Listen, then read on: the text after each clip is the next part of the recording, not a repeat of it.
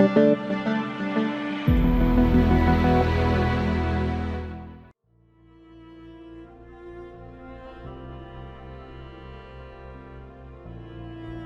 check the description for important notes and all the download links.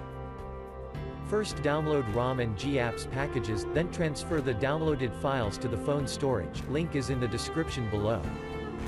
Step 2. Boot your device into TWRP recovery. Once in TWRP, click on Wipe, Advanced Wipe, and select the check boxes, as shown in the image, excluding internal storage. Step 4. Swipe the button to wipe the device.